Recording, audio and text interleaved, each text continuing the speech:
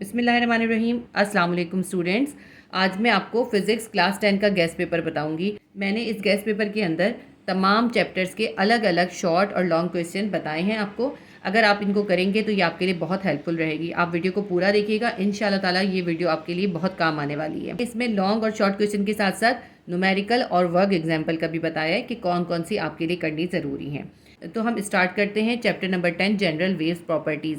Question number 1 है describe simple harmonic motion, explain SHM in simple pendulum. तो ये long question में आ सकता है। उसके अलावा डिफरेंसेस हैं mechanical and electromagnetic waves, difference between longitudinal and transverse waves. ये दो डिफरेंसेस आपको ज़रूरी है इसमें करने। बाज़ औक़ात लॉन्ग के अंदर दो डिफरेंसेस भी दे सकते हैं। शॉर्ट में आपके ये क्वेश्चन आ सकते हैं। क्वेश्चन नंबर 1 है describe SHM in ball and bowl system. Question number 2 आ सकता है describe crest and troughs. Question number 3 है describe damp oscillation. Question number 4 है डिस्क्राइब वेव फ्रंट। अच्छा, ये जो वेव फ्रंट है ये शॉर्ट में आएगा तो बस इस तरह से ही आ सकता है कि आप वेव फ्रंट डिस्क्राइब कर दें और इसकी दोनों टाइप्स बता दें। लॉन्ग में इस क्वेश्चन को इस तरह पूछ सकते हैं what is wave front, describe it's two types. Short में क्वेश्चन नंबर 5 आ सकता है डिस्क्राइब डिफ्रैक्शन। क्वेश्चन नंबर 6 है डिस्क्राइब रिफ्लेक्शन। क्वेश्चन नंबर 7 है डिस्क्राइब रिफ्रैक्शन। ये सब जो है डेफिनेशंस है, ये तमाम डेफिनेशंस आ सकती हैं शॉर्ट के अंदर। ठीक है, इसके अंदर न्यूमेरिकल कौन कौन से आ सकते हैं? इसके अंदर न्यूमेरिकल नंबर 1, 2, 6 और 8 जो है वो इम्पॉर्टेंट है। वर्क एग्जाम्पल भी हैं, वर्क एग्जाम्पल में से आप 2, 3 और 4 कर लीजिएगा। एक चीज़ मैं आपको बहुत इंपॉर्टेंट मशवरा देना चाहती हूँ कि अगर आपने मॉडल पेपर देखा है तो उसके अंदर 5 चैप्टर्स में से न्यूमेरिकल्स आए हैं। तो अगर आप न्यूमेरिकल 2 या 3 अटैम्प्ट करना चाहते हैं तो 5 चैप्टर ऐसे हैं जिनमें से न्यूमेरिकल आ सकते हैं। सबसे पहले है चैप्टर नंबर 12 में से एक न्यूमेरिकल आ सकता है। उसके अलावा chapter number 13, chapter number 14, chapter number 15 और चैप्टर नंबर 20। ये वो 5 चैप्टर्स हैं जिनमें से आपके न्यूमेरिकल्स आ सकते हैं। तो आपने कोई 5 न्यूमेरिकल तो अटैम्प्ट नहीं करने, आप ज़्यादा से ज़्यादा 3 या 4 न्यूमेरिकल अटैम्प्ट करेंगे। जो चैप्टर आप चूज़ करें उसमें जो बुक में न्यूमेरिकल्स दिए हैं वो न्यूमेरिकल्स भी करें, उसकी जो वर्क एग्जाम्पल है वो भी करें और उस चैप्टर के सेल्फ असेसमेंट में भी जो न्यूमेरिकल हो वो भी कर लें। देखिए 12, 13, 14, 15, 20 इसमें सबसे मुश्किल जो चैप्टर है ना वो है 20 चैप्टर। इसके न्यूमेरिकल सबसे डिफ़िकल्ट हैं। अगर इसकी जो एग्जाम्पल है वो इजी है, अगर वो वर्क एग्जाम्पल आ जाती है तो आप आराम से अटैम्प्ट कर सकते हैं। बाकी ये मेरा मशवरा है, आपको जो बेहतर लगता हो आप वो कीजिएगा। चैप्टर 10 के अंदर एक बहुत इंपॉर्टेंट क्वेश्चन इसमें नोट डाउन कर लें। ये हमारे 3 क्वेश्चन हो गए थे। क्वेश्चन नंबर 4 मैं यहाँ पर लिख देती हूँ। क्वेश्चन नंबर 4 जो रह गया लिखने से, ये बहुत इंपॉर्टेंट क्वेश्चन है। ये है derive V is equals to F lambda. ये आपको ड्राइव करनी है। Derive the equation V is equals to F lambda. ये आपने लाजमी करना है, ये बहुत इंपॉर्टेंट क्वेश्चन है। तमाम के अंदर जो है सबसे इंपॉर्टेंट लॉन्ग क्वेश्चन तो simple harmonic motion in pendulum है। उसके अलावा सेकंड क्वेश्चन जो मोस्ट इंपॉर्टेंट है वो derive V is equals to F lambda. Chapter number 10 के मैंने इंपॉर्टेंट बता दिए। इसके बाद हम चैप्टर नंबर 11 को देख लेते हैं। चैप्टर नंबर 11 है साउंड। चैप्टर नंबर 11 के अंदर जो है क्वेश्चन नंबर 1 है define sound, speed of sound, factors affecting on sound. ये मोस्ट इंपॉर्टेंट क्वेश्चन है। इसके बाद क्वेश्चन नंबर 2 हम देखते हैं डिफरेंसेस। इसमें मैंने 3 इंपॉर्टेंट डिफरेंसेस लिखे हैं। नंबर 1 है write differences between compression and rarefaction. Number 2 है write differences between noise and musical sound. Number 3 है write differences between sound and noise. तो ये तीनों डिफरेंसेस लाजमी करने हैं आपको। इसके बाद इसका क्वेश्चन नंबर 3 है डिफ़ाइन करना है, हमें ये शॉर्टली डिफ़ाइन करना है सब। नंबर 1 है सीइंग साउंड, नंबर 2 है क्वालिटी, 3 है पिच, नंबर 4 है एक्वेस्टिक इंटेंसिटी, नंबर 5 है एको, नंबर 6 है लाउडनेस। ये तमाम जो है शॉर्टली आपने करने, 3-4 लाइनों की ये डेफिनेशंस होती हैं। क्वेश्चन नंबर 4 है यूजेस ऑफ अल्ट्रासाउंड। अब ये यूजेस ऑफ अल्ट्रासाउंड जो है इसमें मुख्तलिफ हैं। आप इनमें कम से कम 2 अलग अलग तरह के यूजेस याद कर लीजिएगा। या application of ultrasound in hospital या मेडिकल फील्ड, और दूसरा आप कर सकते हैं uses of ultrasound in cleaning purpose के लिए कहाँ यूज़ होता है। इसके बाद मैं आपको न्यूमेरिकल बता दूं। इसके अंदर जो है न्यूमेरिकल नंबर 1 एंड 2 इंपॉर्टेंट है और इसकी एग्जाम्पल जो है आप 2 और 3 ये दोनों एग्जाम्पल्स कर लीजिएगा। इसके बाद हम देखते हैं chapter number 12 electromagnetic spectrum. Electromagnetic spectrum के अंदर काफ़ी इंपॉर्टेंट क्वेश्चन है। क्वेश्चन नंबर 1 है कैरेक्टरिस्टिक्स ऑफ इलेक्ट्रोमैग्नेटिक वेव्स। ये इसका मोस्ट इंपॉर्टेंट क्वेश्चन है। क्वेश्चन नंबर 2 है what are radio waves, how they are produced, write any 2 uses in telecommunication. तो रेडियो वेव्स को पहले डिफाइन करेंगे, फिर उनके प्रोड्यूस होने का तरीका बताएंगे। दोनों तरीके आर्टिफिशियली भी और नेचुरली भी। और उसके बाद आपको इसके टेली कम्युनिकेशन में 2 यूज़ बताने हैं, ये भी मोस्ट इंपॉर्टेंट क्वेश्चन है। ये दोनों इसके लॉन्ग क्वेश्चन हैं, ठीक है। क्वेश्चन नंबर 1 और क्वेश्चन नंबर 2 दोनों लॉन्ग क्वेश्चन है। इसके बाद शॉर्ट में है, डिफाइन करना है आपको। नंबर 1 है फ्लोरेसेंट, नंबर 2 है डिस्पर्जन ऑफ लाइट, नंबर 3 है uses of gamma rays, number 4 है यूजेस ऑफ इलेक्ट्रोमैग्नेटिक वेव्स। ये जो यूजेस ऑफ इलेक्ट्रोमैग्नेटिक वेव्स है ये आपको कम नहीं लिखना, ये आपको कम से कम भी 5 लिखनी है, एनी 5। ये आपको बहुत शॉर्ट नहीं करना है। यूजेस ऑफ गामा रेज में कोई से भी आप 2 कर लीजिएगा, और यूजेस ऑफ इलेक्ट्रोमैग्नेटिक वेव्स आपने 5 करने हैं। न्यूमेरिकल इसके हम देख लेते हैं। न्यूमेरिकल के हिसाब से ये बहुत इंपॉर्टेंट चैप्टर है, और मैं ये समझती हूँ इस चैप्टर के आपको तमाम न्यूमेरिकल और तमाम वर्क एग्जाम्पल ज़रूर करनी चाहिए। बहुत इजी न्यूमेरिकल्स हैं, और इसका आप अटैम्प्ट करेंगे तो इंशाल्लाह ताला आपका न्यूमेरिकल ठीक हो जाएगा, ठीक है। वैसे मैं फिर भी आपको बता देती हूँ, न्यूमेरिकल नंबर 2, 5 और 4 ये आपको लाजमी करने हैं। लेकिन मेरा मशवरा ये है कि इस चैप्टर के आप ऑल न्यूमेरिकल्स करें, ऑल। चैप्टर नंबर 13 है ज्योमेट्रिकल ऑप्टिक्स। क्वेश्चन नंबर 1 है define reflection, laws of reflection. Reflection बताना है, उसके लॉज बताने हैं। क्वेश्चन नंबर 2 है define refraction and laws of refraction. Refraction की डेफिनेशन देनी है और लॉज ऑफ रिफ्रैक्शन बताने। क्वेश्चन नंबर 3 है describe projector construction and working with ray diagram. Projector का पूरा आपको डिस्क्राइब करना है, उसकी कंस्ट्रक्शन बतानी है, उसकी वर्किंग बतानी है, और उसकी रे डायग्राम भी बनानी है। क्वेश्चन नंबर 4 है describe compound microscope with the help of रे डायग्राम। इसके अंदर आपको कंपाउंड माइक्रोस्कोप को डिस्क्राइब भी करना है और उसकी रे डायग्राम भी बनानी है। क्वेश्चन नंबर 5 है define simple microscope with ray diagram, also right magnification. आपको सिंपल माइक्रोस्कोप की रे डायग्राम भी बनानी है, उसको डिफाइन भी करना है और उसकी मैग्निफिकेशन भी बतानी है। ये तमाम अब तक जो है 1 से लेकर 5 तक तमाम लॉन्ग क्वेश्चन हैं, ठीक है। तो इस हिसाब से ये चैप्टर के अंदर जो है आपको काफ़ी ज़्यादा याद करना पड़ेगा, क्योंकि वैसे ही बहुत लेंथी चैप्टर है ये। क्वेश्चन नंबर 6 है describe defect of I and methods of correction. आपको आई के डिफेक्ट बताने हैं और उनको करेक्ट करने का मेथड बताना है, ये भी आपका लॉन्ग क्वेश्चन में आ सकता है। क्वेश्चन नंबर 7 है डिफाइन, ये आपको शॉर्टली डिफाइन करना है। नंबर 1 है स्नेल्स लॉ, नंबर 2 है क्रिटिकल एंगल, नंबर 3 है टोटल इंटरनल रिफ्लेक्शन, नंबर 4 है रिफ्रैक्टिव इंडेक्स। ये चैप्टर भी आपका न्यूमेरिकल के लिए बहुत इंपॉर्टेंट है। अगर आपको कॉन्वेक्स और कॉन्केव लेंस का समझ में आता है तो ज़्यादा मुश्किल नहीं होते ये न्यूमेरिकल, ईजी न्यूमेरिकल होते हैं, थोड़े ट्रिकी होते हैं। इसके अंदर आप न्यूमेरिकल नंबर 2, 4 और 5, 6 कर लीजिएगा, और वर्क एग्जाम्पल के अंदर 4 और 5 इसकी इंपॉर्टेंट है। लेकिन अगर आपने डिसाइड किया हो कि आप इस चैप्टर के यानी चैप्टर नंबर 13 के न्यूमेरिकल अटैम्प्ट करना चाहते हैं, तो फिर इसके तमाम न्यूमेरिकल और तमाम वर्क एग्जाम्पल कीजिएगा, और इसके सेल्फ असेसमेंट के अंदर भी 1 या 2 न्यूमेरिकल है, आप वो न्यूमेरिकल भी कीजिएगा। क्वेश्चन नंबर 8 है रे diagram for the image formation by convex lens. आपको इमेज फॉर्मेशन दिखानी है कॉन्वेक्स लेंस से। When object is places at various position, जबकि ऑब्जेक्ट की पोजीशन चेंज करी जा रही हो। या फिर आपका ये क्वेश्चन कॉन्वेक्स लेंस के बजाय ये आपसे कॉन्केव मिरर में भी पूछ सकते हैं। अगर कॉन्केव मिरर में पूछेंगे तो क्वेश्चन क्या बन जाएगा, रे diagram for the image formation by concave mirror for various object position. आपने कॉन्केव मिरर से इमेज फॉर्मेशन बतानी है जबकि ऑब्जेक्ट को मुख्तलिफ पोजीशन पे रखा जा रहा हो। इसमें आपको चॉइस नहीं मिलेगी, बल्कि वो अपनी चॉइस से या तो कॉन्वेक्स लेंस में या फिर कॉन्केव मिरर में आपको कहेंगे इमेज फॉर्मेशन दिखाने के लिए। इसमें आपको इसकी रे डायग्राम भी बनानी होगी, और आपको ऑब्जेक्ट की मुख्तलिफ पोजीशंस और उन पोजीशंस के ऊपर इमेज कहाँ बन रहा है, कैसा बन रहा है, वो भी बताना होगा। इमेज की पोजीशन भी बतानी होगी। तो ये हमारा चैप्टर 13 हो गया। इसके बाद है chapter number 14 electrostatics. Question number 1 है define Coulomb's law, drive its equation. Coulomb's law को डिफाइन करना है और उसकी इक्वेशन भी बतानी है। ये भी लॉन्ग क्वेश्चन है और इंपॉर्टेंट क्वेश्चन है। क्वेश्चन नंबर 2 है define capacitor, capacitance of a capacitor, factors affecting on the capacitance of a capacitor. Capacitor को डिफाइन करना है कि होता क्या है कैपेसिटर, फिर आपको उसकी कैपेसिटेंस की डेफिनेशन लिखनी है। उसके बाद आपको फैक्टर्स बताने हैं जो कैपेसिटर की कैपेसिटेंस के ऊपर इफेक्ट करते हैं। ये भी लॉन्ग क्वेश्चन है। क्वेश्चन नंबर 3 है what are capacitors, write different types of combination of capacitors. ये आपको कैपेसिटर की पहले तो डेफिनेशन देनी है और फिर आपको उसकी डिफरेंट टाइप्स बतानी है। और आपको पता है ना, उसकी डिफरेंट टाइप्स जो होती हैं उसकी कॉम्बिनेशन की वजह से डिफरेंट होती हैं। और 2 तरह का कॉम्बिनेशन होता है, पैरेलल एंड सीरीज़ कॉम्बिनेशन।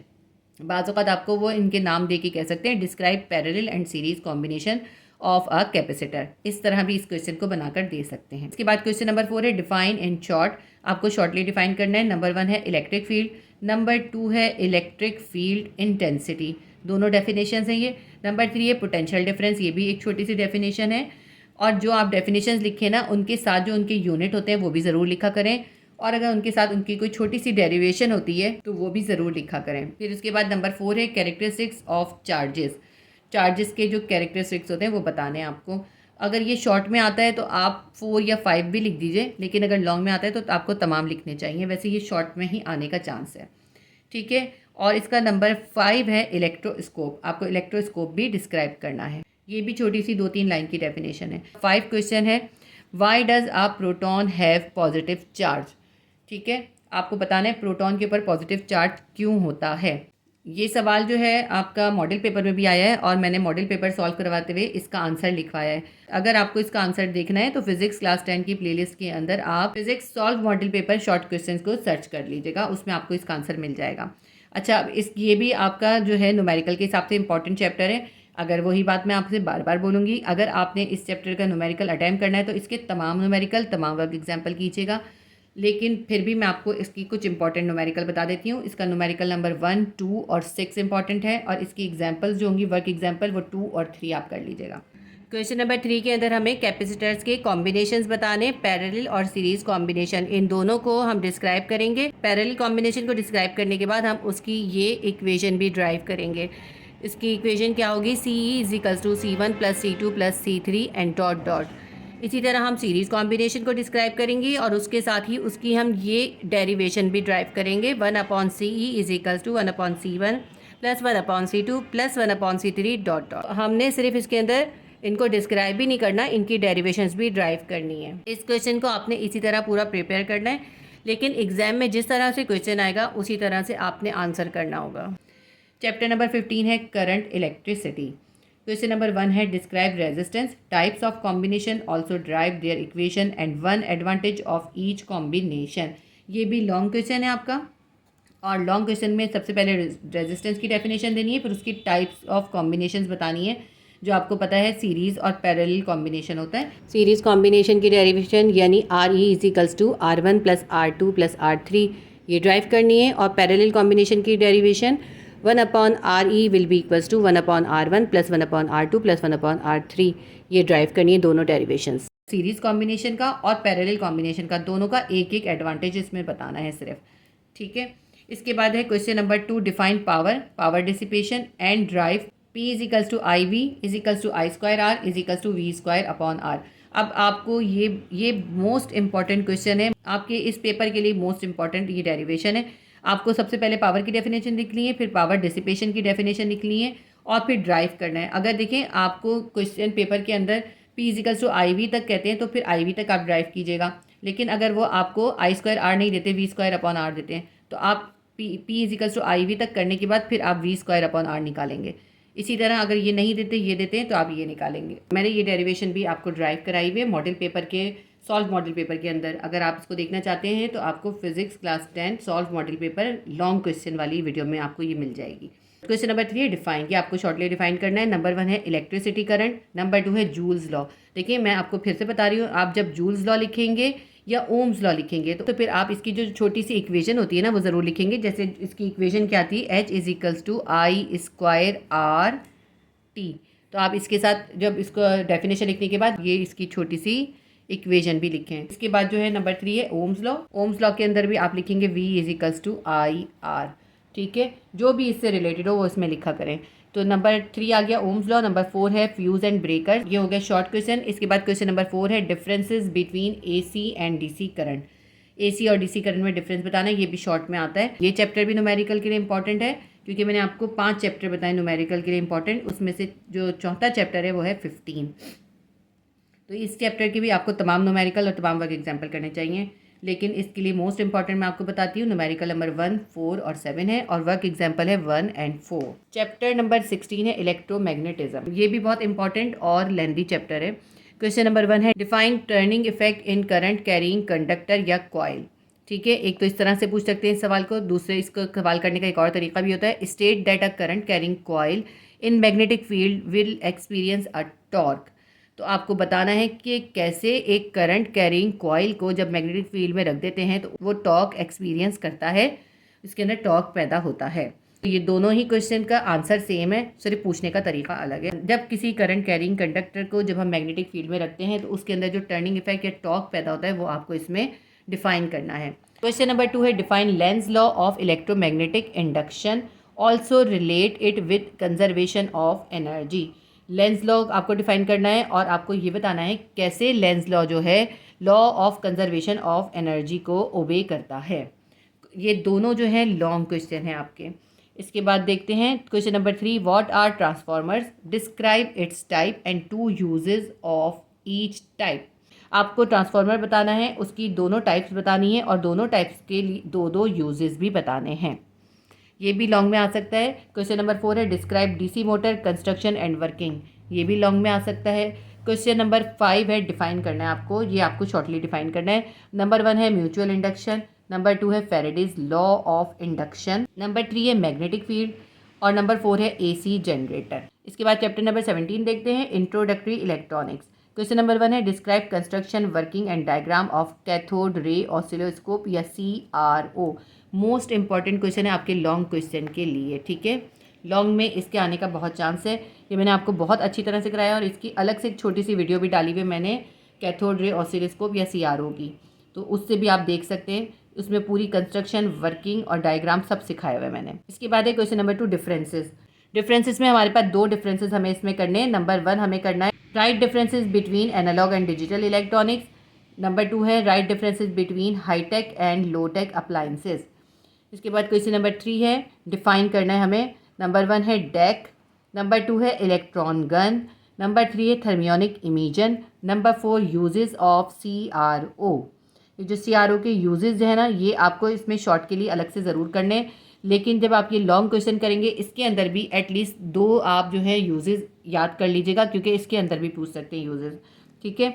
इसके बाद क्वेश्चन नंबर 4 देखते हैं what are logic gates, describe basic logic gates. Logic gate की डेफिनेशन देनी है और जो बेसिक 3 लॉजिक गेट्स हैं एंड गेट, और गेट और नॉट गेट, ये आपको डिफाइन करने हैं इसके अंदर। चैप्टर नंबर 18 है ICT information and telecommunication. Question number 1 है describe any 4 storage devices with 2 example each. 4 storage devices के नाम लिखने हैं आपको, उनका थोड़ा सा डिस्क्राइब करना है और उनकी 2 एग्जाम्पल भी देनी है। क्वेश्चन नंबर 2 है why optical fibre is useful for communication process. आपको बताना है कम्युनिकेशन प्रोसेस के अंदर ऑप्टिकल फाइबर क्यों यूज़फुल है और कम्युनिकेशन प्रोसेस के अंदर कॉपर वायर्स के ऊपर ऑप्टिकल फाइबर को क्यों प्रेफर किया जाता है। इस क्वेश्चन को इस तरह भी पूछ सकते हैं। और इस क्वेश्चन के पूछने का एक और तरीका यह है describe optical fibre, right it's one use in medical and one in telecommunication. तो आपको ऑप्टिकल फाइबर डिफाइन करना होगा और मेडिकल के अंदर उसका एक यूज़ बताना है और एक यूज़ टेलीकम्युनिकेशन के अंदर बताना है। दोनों के अंदर एक एक आपको यूज़ बताना है, ठीक है। तो ये सवाल जो है ऑप्टिकल फाइबर वाला बहुत इंपॉर्टेंट है। आपके तकरीबन हर चैप्टर के अंदर ऑप्टिकल फाइबर का जिक्र है, लेकिन मैंने आपके हर चैप्टर के अंदर इसको इंपॉर्टेंट सवाल में नहीं लिखा, लेकिन सिर्फ इस चैप्टर के अंदर मैंने इसको सवाल को ऐड किया है। ये सवाल आपको लाजमी तौर पे करना चाहिए, ठीक है। ये दोनों जो है लॉन्ग क्वेश्चन है। क्वेश्चन नंबर 3 है differences between RAM and ROM. Question number 4 है difference between primary and secondary storage. आपको प्राइमरी और सेकेंडरी स्टोरेज के दरमियान डिफरेंस बताना है। तो ये जो है आपका चैप्टर नंबर 18 जो है यहाँ पे कंप्लीट हो गया। इसके बाद देखते हैं chapter number 19 atomic structure. Question number 1 है site the Geiger Marsden experiment with the help of diagram. Geiger Marsden का एक्सपेरिमेंट बताना है आपको डायग्राम की मदद से। इस चैप्टर के अंदर ये मौजूद है। क्वेश्चन नंबर 2 है डिस्क्राइब रदरफोर्ड एटॉमिक मॉडल। तो इस गीगर मार्सडेन के एक्सपेरिमेंट के बाद रदरफोर्ड ने एक एटॉमिक मॉडल दिया था, आपको वो एटॉमिक मॉडल इसके अंदर बताना है। क्वेश्चन नंबर 3 है what are isotopes, explain with one example. इसमें आपको आइसोटोप की डेफिनेशन देनी है और फिर आपको कोई भी एक एग्जाम्पल से एक्सप्लेन करना है। देखिए इसके अंदर एग्जाम्पल्स में आप हाइड्रोजन के आइसोटोप्स की भी बता सकते हैं जो होते हैं प्रोटियम, ड्यूट्रियम और ट्राइटियम, या फिर क्लोरीन के आइसोटोप्स भी बता सकते हैं, या फिर यूरेनियम के आइसोटोप्स भी बता सकते हैं। या आपकी मर्जी पर आप कोई भी एक एग्जाम्पल देंगे, उनके तमाम आइसोटोप्स के नाम लिखेंगे और उनके फार्मूले लिखेंगे। जैसे हम हाइड्रोजन का लिखते हैं प्रोटियम का 1H1, ड्यूट्रियम का लिखते हैं 1H2, ट्राइटियम का लिखते हैं 1H3, ठीक है। इसके बाद हम देखते हैं question number 4 what properties are different in identical isotopes and what properties are same in identical isotopes. इस क्वेश्चन का आंसर इस चैप्टर के लास्ट पेज पे मौजूद है।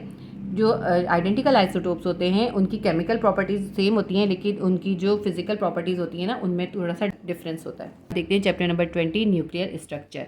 क्वेश्चन नंबर 1 है describe Rutherford's experiment for the separation of radioactive rays या particle.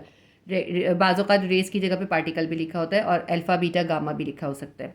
ये भी बहुत इंपॉर्टेंट क्वेश्चन है, मॉडल पेपर में भी आया है और ये मोस्ट इंपॉर्टेंट लॉन्ग क्वेश्चन है आपका। क्वेश्चन नंबर 2 है describe alpha decay and beta decay from an atom with one example या इक्वेशन। अल्फा और बीटा डिके को आपको डिफाइन करना है और उसके अंदर आपको उसकी एक एग्जाम्पल देनी है और उसमें इक्वेशन भी लिखनी जरूरी है। क्वेश्चन नंबर 3 है what is chain reaction, describe fission and fusion reaction with the equation and diagram.